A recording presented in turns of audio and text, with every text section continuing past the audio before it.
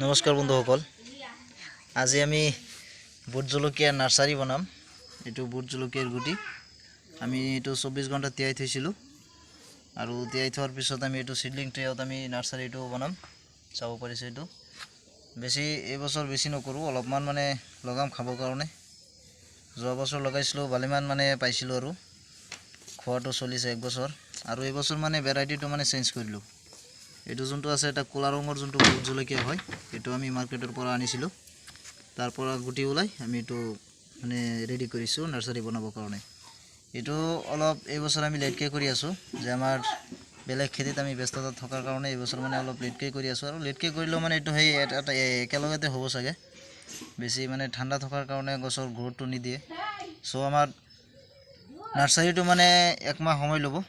তাৰপিছত আমি এইটো পুহ মাহত আমি প্লান্টেশ্যন কৰিম। আজি কাতি মাহৰ 29 দিন নে 30 দিন চলি আছে চাগে, ভালকৈ নাজানো, কিন্তু তেনেকুৱাই হ'ব। 2 দিনৰ ভিতৰতে মানে আঘোণ মাহ আহি যাব। তাৰপিছত আমাৰ একমাহ সময় ল'ব এইটো নাৰ্সাৰী বনোৱাত।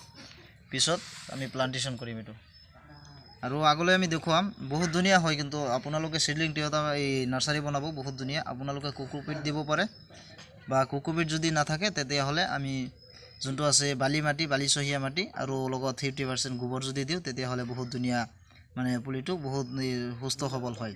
আৰু যদি আপোনালোকে যদি কোকোপিটত যদি আপোনালোকে নাৰ্সাৰী বনায়, তেতিয়াহ'লে মানে মনত ৰাখিবলগীয়া কথাটো হ'ল যে কোকোপিটটো ভালকৈ ধুই ল'ব, তেতিয়াহ'লে এই নাৰ্সাৰীটো ধুনীয়া হ'ব। আৰু যদি ধুই নলয় তেতিয়াহ'লে নাৰ্সাৰীটো ঠিক নহ'ব, আপোনালোকে সেইটো কথা মনত ৰাখিব।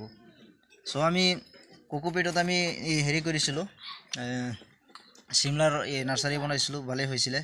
আৰু কেপচিকামটো বনাইছিলোঁ, সেইটো ভালেই হৈছিলে। আৰু আজি আমি এইটো সিডলিং ট্ৰেত আমি এইটো বুট জলকীয়া নাৰ্সাৰী বনাম। আপোনালোকে আমাৰ লগত থাকিব, আমি আগলৈ আৰু বিভিন্ন ধৰণৰ আপডেট দি থাকিম। আপোনালোকৰ নিশ্চয় লাভ হ'ব। চেনেলটো ছাবস্ক্ৰাইব কৰিব।